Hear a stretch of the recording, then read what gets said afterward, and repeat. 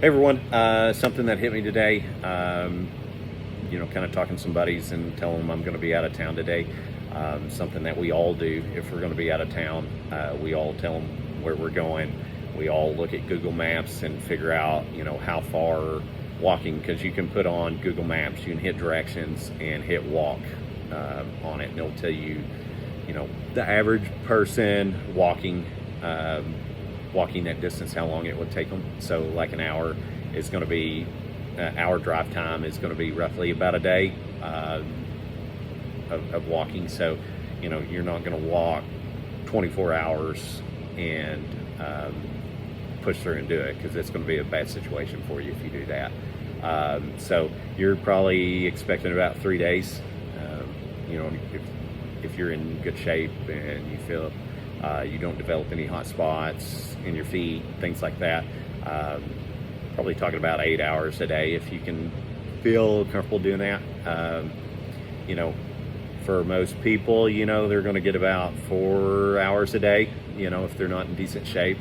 I have done a lot of hiking and elk hunt, deer hunting and stuff with a pack on, full water bladder, gear in my bag, rifle, sidearm, because I always carry a sidearm with me everywhere. And so, I'm probably looking at about 50 pounds of gear that I typically have. And so, I would kind of plan on that for a kind of a get home bag for a three day pack, so, obviously it'd be better if you could get like if I could find like a fold up bicycle and keep in my truck at all times, and keep a can of Fix-A-Flat, an extra chain, extra tires, heavy duty hand pump. They make some 100-pound pumps that you can use. I've got one in my garage right now. And so if you can keep stuff like that in your truck, if you're driving a lot, that would obviously help you, because that would, that takes, I'm trying to remember what I saw on Google. I think it's like 4 hours, for every hour of driving. It's 4 hours for a bicycle. And so if you can get, 25 miles an hour or 30 miles an hour on a decent bicycle. Some of those fold up have really smaller tires, so you may be lucky to get 25, but, being able to ride hills and things like that, that will definitely help you pick up speed and being able to coast, things like that. So that'll help save your energy. But that's something we do. It's just kind of nice to have that comfort, that that peace of mind that not only do they know you're going to be gone, but it's people that you trust. They can look after your place if you're gone. There's we've kind of been working on our EMP stuff, vehicles, if that's a walking situation for a vehicle, but we've been trying to work on things to make our vehicle EMP capable, and some people argue that, this device is not going to protect you from EMP, or this device will, that one won't, or modern vehicles, in the testing or whatever is not affected by EMP and things like that. But, it's just, I like to have those kind of like contingencies, kind of a heavy duty circuit breaker, kind of deal on a vehicle, I don't think is a bad idea. Heavy duty, something like that on your house is not a bad idea to help protect it. And so yeah, it's just things like that. If they've got a side by side and it's in a barn and they've got EMP blanket over it, or they've got a device on it that'll help protect it, and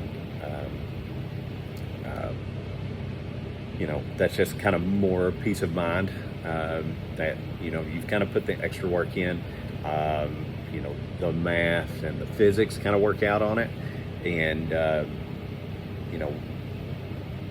we can go off studies all day long, and the math and what the EMP, or what the EMP Commission or Nuclear Commission, I forget which one it was, says about vehicles. And home protection as far as that goes, home protecting devices in the home.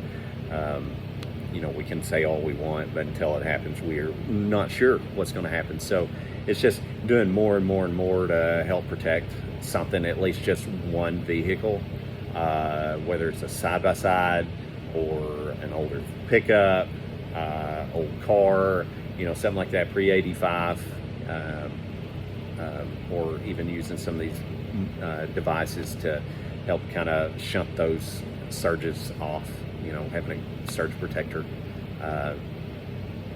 as far as that goes on your vehicle. I think it's, for most of us, it's adds a little bit more peace of mind for most of us. And it's just making sure some of those studies are correct, and like the math works out, the physics works out. And so sometimes I get a little nerdy, with a science degree. I can feel like I can get super nerdy in that stuff, but yeah, it's just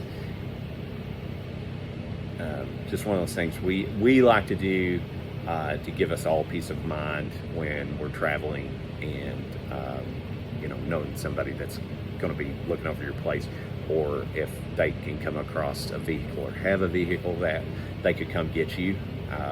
It's just it helps me, because my whole goal as a husband and a father is to be able to protect my family, and having friends that they're going to help look after you, and you're going to have to look after them.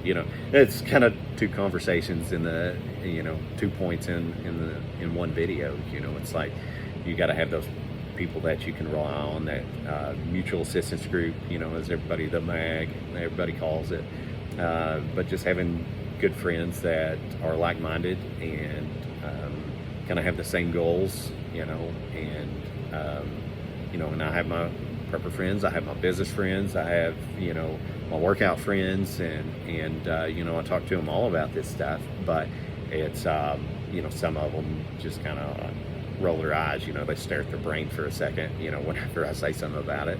And then I've got those friends like, man, I bought some extra rice today, or I bought some extra beans, I bought some extra canned goods, whatever, I bought some more ammo today, I'll put some water back, things like that, just having people that you can rely on, so cool.